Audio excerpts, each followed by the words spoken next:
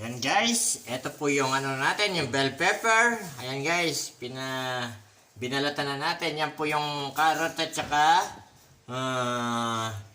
patatas guys. Ayan yung carrots at patatas. Prepare din natin yung ating bawang at sibuyas guys. Ito yung ating sili, yung liver spread at saka yung mga sauce. Ayun guys, ang gagawin natin guys, i-marinate natin ng konti. Pakukuluan natin guys ito sa kalamansi at konting toyo guys. Ito lalagyan natin ng kalamansi guys. Juice, ayan, kalamansi juice. Kung makikita nyo guys, yan. At syempre lalagyan natin ng pamintang durog guys. Importante yan guys kasi ng pamintang durog guys. Ayan po, konti. At syempre lalagyan din natin ng konting toyo guys. Konti lang kasi igigisa pa natin yan. Kung ano lang to. Pakukulan na natin ng konti. Konting kulo lang yan guys. Hindi naman Yan guys ha. Okay. Pakukulan na ni Lods. Ayan guys. Sa medium heat lang. Papakuluhan lang ni Lods yan guys. Yan.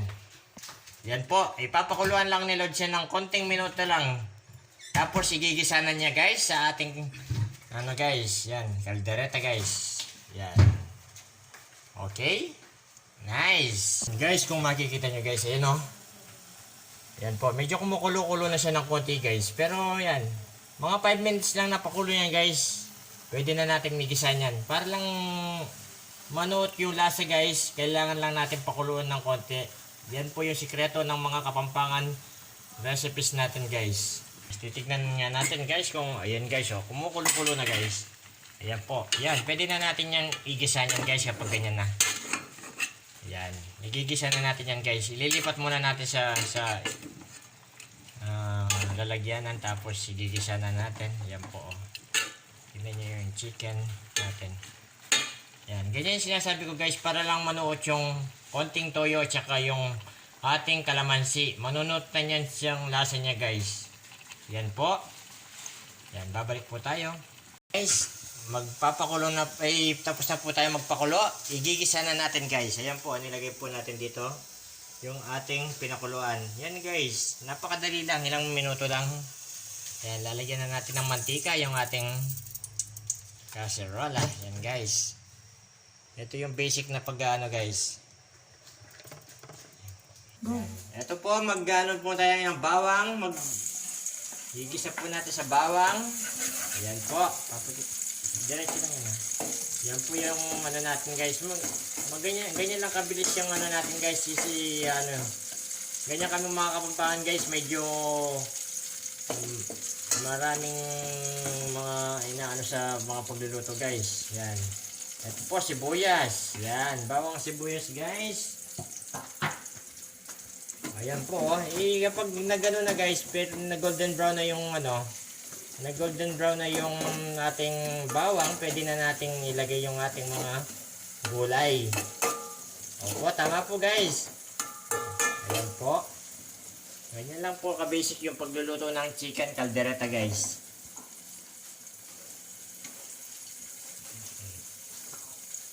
Tapos guys, ilalagay na po natin yung ating carrots at patatas guys. Ayan. Gisa-gisa lang yan guys. Carrots at patatas lang. Palalambutin natin yan guys. Yan po. Ayan. Palalambutin lang ni Lods yan. Yan po. Ganyan lang po yan guys. Hintayin lang natin lumambot yung ating mga gulay. Napakasimple lang po guys. Yan po. Kapag makikita nyo ganyan na yung texture nya guys, yan. Medyo malambot-lambot na yung ating mga patatas at saka carrots guys. Lagay na natin yung ating karne guys. Yan po. Yung ating manok. Yan guys. Ito yung pinalambot nating manok kanina guys. Ilalagay na natin guys. Yan o. Kung makikita nyo guys. Ayan po yung manok o. Yan guys. Yun po o. Sarap na tingnan guys. Yan guys. Napaka basic lang po ng ng mga Kapampangan na guys. Yan. Ganyan lang po yung Kapampangan na kaldereta guys. Yan. Manyaman ini. Nukaring ka pa. Kenny na ka. Yan po. Yan po. Kung makikita nyo guys. Napakasarap ng ano guys, malasang malasa yan kasi guys, pinakuluan natin muna bago natin ano guys, yung marinate natin kanina. Ayan guys, kumukulo-kulo nga. Then, abang ano guys, lalagyan na natin siya ng tomato paste. Yan po, yung tomato paste po yung pampaasim ng konti guys, at saka pampakulay ng ano. Yan ang lulutuin natin. Yun yung ano niya, roll ng ano natin guys. Pampalasa sa, kumbaga yung purong kamatis. Kesa sa ano, yung tomato sauce kasi guys, merong tubig, parang ano na siya. Medyo malambot siya. Ito medyo ano siya guys. Makikita nyo yung texture ng tomato paste. Yan. Puro yan tawag yan. Purong ano yan, kamatis guys. Okay? Ayan po. Konti lang, huwag natin pakarami para hindi umasim yung ating kaldereta guys. Yan. Makulay na yan guys. Ano na. At syempre maasim din yan guys. Pero kaya konti lang yung nilagay na ni Lodge. Para hindi siya ganong maasim guys. Yan. Kung makikita nyo guys, yan po yung texture nya. Yan. Tatakpan mo na ni Lodge guys. Palalambutin ng konti guys. Yan po.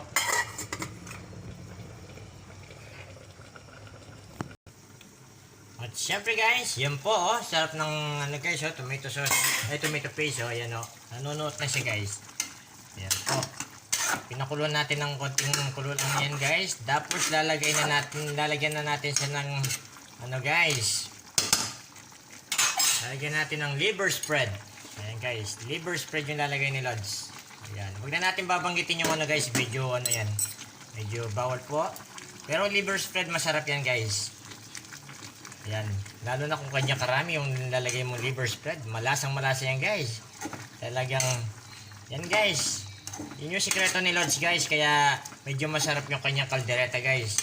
Dahil sa paglagay niya ng maraming liver spread guys. Yan po. Yan guys ha. O, tignan mo guys. Hindi pa kompleto yung ano dyan, pero tignan mo guys naman. Napakasarap na ng itsura guys. Ayun guys oh. Yan. Pagkatapos nating pakuluan ng 2 minutes guys, ilalagay na natin yung ating red bell pepper. Yan guys. Masarap guys kung red bell pepper. Malasang malasa na yan guys. Yan guys. So, tignan natin yung ating bell pepper yan guys. Yan. Nalagay na ni Lods. Yan guys oh. Guys, so tignan nyo yung texture guys. Napakasarap tignan guys. Yan po.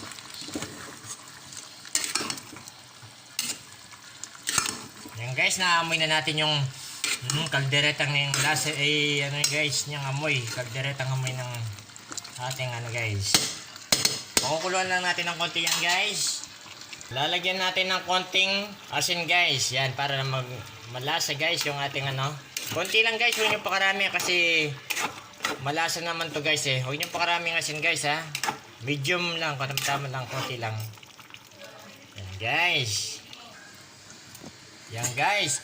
Ayun po, makikita natin yung ano guys. So, after 2 minutes guys, sa pagpapakulo again guys, ilalagay na natin yung ating tomato sauce. Yan guys. Huwag mong pakarami tomato sauce guys kasi may tomato paste na yan. Ito kasi maasim ng konti yung tomato sauce guys, kaya katamtaman yung ilagay. Yan po guys, so kung makikita nyo guys, oh, yun. Yan guys, ganyan lang ano yung tomato sauce natin guys. Yan po. Masalsang masalsa na naman po yung kaldereta ni Lods guys, oh. Yan po yung ano guys, Kapampangan. Yan po yung Kapampangan luto guys. Yan po yung ating YouTube channel guys. Papalitan ni Lods guys ng lutong Kapampangan ni Lods. Yan guys, papalitan ni Lods ang ating ano. Yan guys, pakukuluan lang natin ng konti guys. Yan, malapit nang maluto yan guys. Mga 2. Yan guys, after 2 minutes ulit. Guys, ayan po. Ayan o, kung makikita nyo guys oh. Ang sarap tignan guys, kumukulo. Yan guys, lalagyan na natin ng ayan. Lagyan natin ng konting siling labuyo guys. Para lalo tayong ganahan sa pagkain guys. Kailangan may lasang ganyan guys. Yan guys. And then guys, syempre lalagyan na natin siya ng magic. Ayan guys. Okay na yan guys. Kapag may magic na siya guys. Napaka ano na yan guys. Ayan. Kung makikita nyo guys, may magic na yan.